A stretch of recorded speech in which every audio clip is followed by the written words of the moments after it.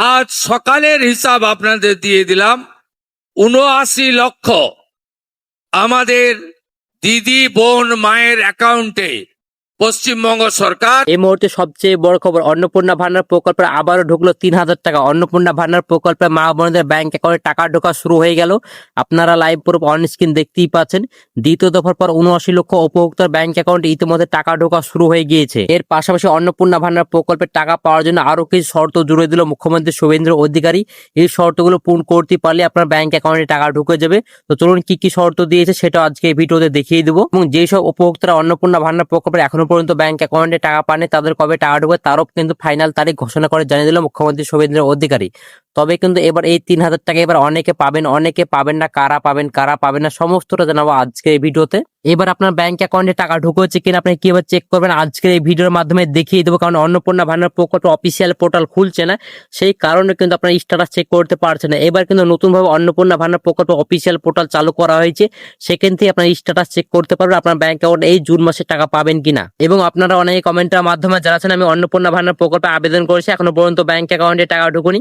এবং অন্নপূর্ণা ভান্ডার প্রকল্পে কিভাবে আবেদন করবেন, আপনারা অনলাইনে আবেদন করলে ভালো হবে না অফলাইনে আবেদন করলে ভালো হবে। এবং আপনার যদি ইনকাম ট্যাক্স থাকে তাহলে কি টাকা পাবেন, আপনার যদি পাকা বাড়ি থাকে তাহলে কি টাকা পাবেন, আপনার ফ্যামিলি যদি কেউ চাকরি করে তাহলে কি টাকা পাবেন, এবং আপনার যদি ভোটার লিস্টের নাম কেটে পড়ে তাহলে কি আপনি টাকা পাবেন। এরকম নানান প্রশ্ন করছেন, সমস্ত প্রশ্নের ক্লিয়ার উত্তর দিয়ে দেবো আজকে এই ভিডিওর মাধ্যমে।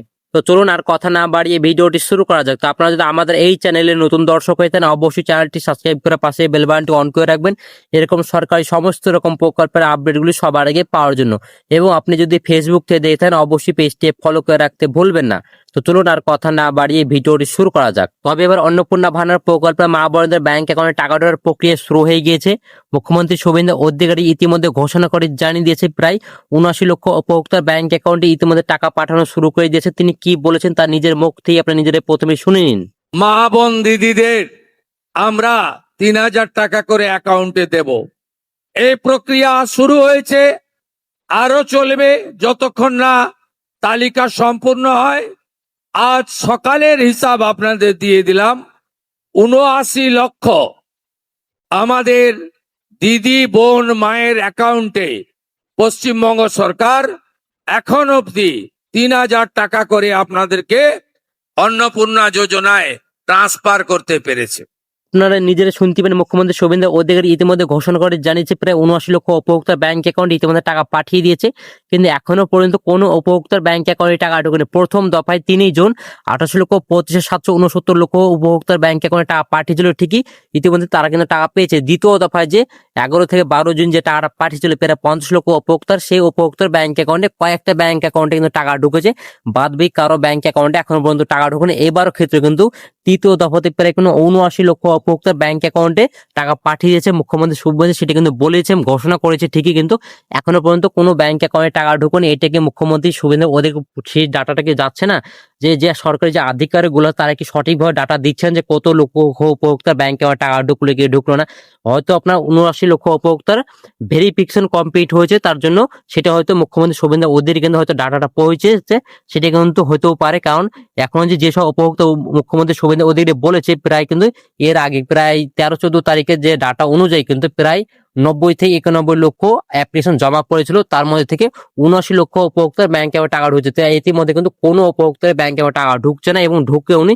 আমাদের সোশ্যাল মিডিয়াও দেখলে দেখা যাচ্ছে এর আগে ৩ জুন কিন্তু টাকা ঢুকেছে। সবাই কিন্তু ফেসবুকেও আর নানান যে সোশ্যাল মিডিয়াতে কিন্তু সবাই কিন্তু স্ক্রিনশট দিয়েছেন, সবাই দেখেছি।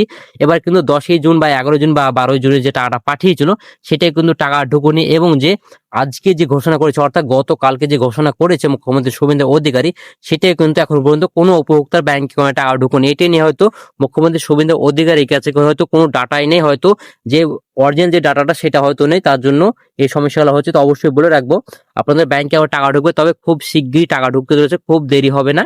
কারণ ইতিমধ্যে কিন্তু ৭৯ লক্ষ উপভোক্তার ব্যাংকে টাকা পাঠানোর প্রক্রিয়া শুরু করেছে, যেহেতু এখনো পর্যন্ত টাকা ঢুকুনি।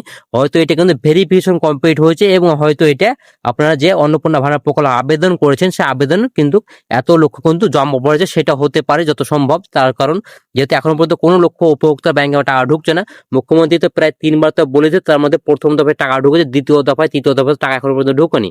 তো চিন্তা করুন খুব শিগগির ব্যাংকে টাকা হবে, তবে কিছুটা দেরি হবে।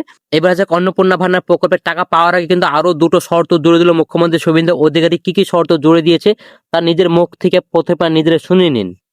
আপনি চাইবেন না যারা ভ্যাকসিনেশন করে না নিজের বাচ্চাদের, বলে ভ্যাকসিনেশন করলে নাকি জন্ম নিয়ন্ত্রণ হয়ে যায়, তারা কেন সরকারি সুযোগ সুবিধা পাবে? যারা সরকারি স্কুলে বাচ্চাদেরকে ভর্তি করান না, সরকার অনুমোদিত স্কুলে বাচ্চাদের ভর্তি করেন না, যারা এমন জায়গায় বাচ্চাদেরকে ভর্তি করান যেখানে তাদেরকে এমন শিক্ষায় শিক্ষিত করা হয় যেখানে বন্দে মাতরম গাইতে বা জাতীয় সঙ্গীত গাইতে তাদের অসুবিধা হয়, তারা কেন সরকারি সুযোগ সুবিধা পাবে?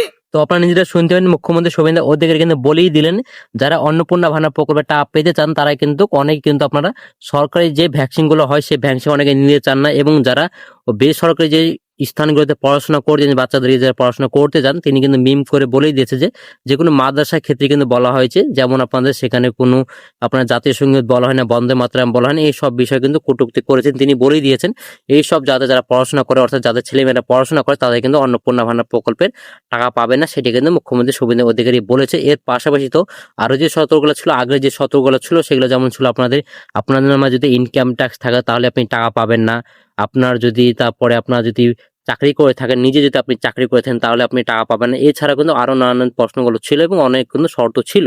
সেই শর্তগুলো পেরিয়ে কিন্তু আরো দুটো যে শর্ত দিল, এই শর্তগুলো যদি না পূরণ করেন তাহলে কিন্তু আপনি টাকা পাবেন না, সেটা কিন্তু বলা হচ্ছে এবং বলেছে মুখ্যমন্ত্রী শুভেন্দু অধিকারী, সেটি কিন্তু আপনি নিজে শুনতেই পেলেন। এবার আছে অন্নপূর্ণা ভান্ডার প্রকল্পে আবেদন করেছেন, এখনো পর্যন্ত ব্যাংক অ্যাকাউন্টে টাকা ঢুকবে। আপনার কবে ব্যাংক অ্যাকাউন্টে টাকা ঢুকবে? মুখ্যমন্ত্রী শুভেন্দু অধিকারী ইতিমধ্যে বলেই দিয়েছে প্রায় 79 লক্ষ উপভোক্তার ব্যাংক অ্যাকাউন্টে ইতিমধ্যে টাকা পাঠিয়েছে, যেতে এখনো পর্যন্ত কোনো উপভোক্তার ব্যাংক অ্যাকাউন্টে টাকা পাঠিয়েছে, হয়তো 2-1টা উপভোক্তা ব্যাংক অ্যাকাউন্টে টাকা পাঠিয়েছে। আমাদের গ্রামে যেমন একটা উপভোক্তা ব্যাংক অ্যাকাউন্টে এখনো পর্যন্ত টাকা ঢুকেছে, কিন্তু এই তৃতীয় দফায় কিন্তু একটা উপভোক্তার ব্যাংক অ্যাকাউন্টে 15 তারিখে কিন্তু ব্যাংক অ্যাকাউন্টে টাকা ঢুকেছে, এবং প্রায় অনেক উপভোক্তা ব্যাংক অ্যাকাউন্টে টাকা অনেক কমেন্টের মাধ্যমে জানাচ্ছেন এবং অনেকে ভাবে আমাদেরকে জানাচ্ছেন যে এখনো পর্যন্ত ব্যাংক অ্যাকাউন্টে টাকা ঢুকুনি। আমরা তো 3 তারিখে আবেদন করেছি, 4 থেকে আবেদন করেছি, 6 তারিখে, 7 তারিখে, 8 তারিখে সবাই কমেন্টের মাধ্যমে জানাচ্ছেন যে এখনো পর্যন্ত ব্যাংক অ্যাকাউন্টে টাকা ঢুকুনি। মুখ্যমন্ত্রী তো বলেছেন এবং বলছেন বারবার যে আমাদের এত পার্সেন্ট লোককে আমরা দিয়েছি, এত হাজার লোককে দিয়েছি, আমরা এত লাখকে উপভোক্তার উপর ব্যাংক অ্যাকাউন্টে টাকা পাঠিয়েছি, তো আমাদের ব্যাংক অ্যাকাউন্টে টাকা ঢুকতে আমরা কি সে লাখের মধ্যে কি আমরা পড়ছি না যে আমাদের ব্যাংক অ্যাকাউন্টে টাকা ঢুকছে না? তো অবশ্যই আপনাকে আমি বলবো মুখ্যমন্ত্রী শুভেন্দু অধিকারী যেহেতু বলেছে এবং আপনার চিন্তা করুন সমস্ত উপভোক্তা ব্যাংক অ্যাকাউন্টে টাকা ঢুকবে। টাকা যদি 3 জুন কিন্তু আপনাদের সমস্ত উপভোক্তা ব্যাংক অ্যাকাউন্টে টাকা যারা প্রথম দফাতে আবেদন করেছিলেন তাই কিন্তু 28,25,769 উপভোক্তার ব্যাংক অ্যাকাউন্টে টাকা ঢুকেছে, এবং প্রায় দ্বিতীয় দফায় কিন্তু কয়েকটি উপভোক্তা ব্যাংক অ্যাকাউন্টে টাকা ঢুকেছে, তৃতীয় দফাতে কিন্তু কয়েকটি ব্যাংক অ্যাকাউন্টে টাকা ঢুকেছে, বাদ দিয়ে কিন্তু এখনো পর্যন্ত ব্যাংক অ্যাকাউন্টে টাকা ঢুকেছে। তো চিন্তা না, খুব শীঘ্রই আপনাদের ব্যাংক অ্যাকাউন্টে টাকা ঢুকবে, তবে ধাপে ধাপে সমস্ত উপভোক্তা ব্যাংক অ্যাকাউন্টে টাকা ঢুকে যাবে, কোনো রকম অসুবিধা হবে না। এরপর আছে আপনার যদি পাকা বাড়ি থাকে তাহলে কি টাকা পাবেন, এটি নিয়ে অনেক কনফিউশন, তো অবশ্যই বলে রাখবো আপনার যদি পাকা বাড়ি থাকে তাহলে কোনো রকম অসুবিধা হবে না, আপনি অন্নপূর্ণা ভান্ডার প্রকল্পের যোগ্য উপভোক্তা এবং আপনি অন্নপূর্ণা ভান্ডার প্রকল্পের টাকা পাবেন, কোনো রকম অসুবিধা হবে না। আপনার যদি পাকা বাড়ি থাকে তাহলে আপনি অন্নপূর্ণা ভান্ডার প্রকল্পের টাকা পাবেন, এবং আপনার যদি কাঁচা বাড়ি থাকে তাহলে কিন্তু আপনি অন্নপূর্ণা ভান্ডার প্রকল্পের টাকা পাবেন, কোনো রকম অসুবিধা হবে না। এবার যাক আপনার ফ্যামিলিতে যদি কেউ চাকরি করে তাহলে কি টাকা পাবেন? হ্যাঁ, অবশ্যই আপনার যদি ফ্যামিলিতে কেউ চাকরি করে থাকে তাহলে আপনি অন্নপূর্ণা ভান্ডার প্রকল্পের টাকা পাবেন, এবং আপনি নিজে যদি চাকরি করে থাকেন তাহলে কিন্তু অন্নপূর্ণা ভান্ডার প্রকল্পের টাকা পাবেন না। আপনার বাড়িতে ফ্যামিলিতে কেউ চাকরি করলে কোনো রকম অসুবিধা নেই, আপনি কিন্তু অন্নপূর্ণা ভান্ডার প্রকল্পের টাকা পাবেন। এবার যাক ভোটার লিস্টে নাম কেটে গেছে তাহলে কি আপনি টাকা পাবেন? অবশ্যই আপনার বলো ভোটার লিস্টে যেহেতু নাম কেটে গেছে আপনাকে অভারতীয় হিসাবে কিন্তু ধরা হয়েছে, আপনি কিন্তু অন্নপূর্ণা ভান্ডার প্রকল্পের টাকা পাবেন না, লক্ষ্মী ভান্ডার প্রকল্পের টাকা পাবেন না, সরকারি কোনো সুযোগ সুবিধা কিন্তু আপনারা পাবেন না। আপনার যাদের নাম কেটে গেছে অবশ্যই আপনাকে বলবো আপনার ট্রাইবলে অ্যাপিল করুন, অ্যাপিল করার পর আপনাদের নতুন ভাবে যদি আপনার ভোট লিস্টের নাম লিস্ট হয় এবং আপনার ভোটার তালিকা কিন্তু নাম যদি উঠে থাকে, আপনার ভেরিফিকেশন কমপ্লিট হওয়ার পর যদি আপনার ভোটার তালিকায় নাম এসে থাকে তাহলে কিন্তু আপনি সমস্ত প্রকল্পের টাকা পাবেন এবং সমস্ত প্রকল্পে কিন্তু সুবিধা পাবেন। যদি আপনার ভোটার লিস্টের নাম কেটে পড়ে এসার পর কিন্তু তাহলে কিন্তু আপনি অভারতীয় হিসাবে কিন্তু আপনার চিহ্নিত করা হয়েছে, আপনি কোনো প্রকল্পের সুবিধাই পাবেন না। তো আজকের ভিডিও ছিল এ পর্যন্ত। ভিডিওটা যদি ভালো লেগে থাকে অবশ্যই লাইক করে দিন, বন্ধুকে শেয়ার করে দিন, আর অবশ্যই চ্যানেলটি সাবস্ক্রাইব করে পাশে বেল বাটনটি অন করে রাখবেন। ভালো থাকবেন, সুস্থ থাকবেন, ধন্যবাদ।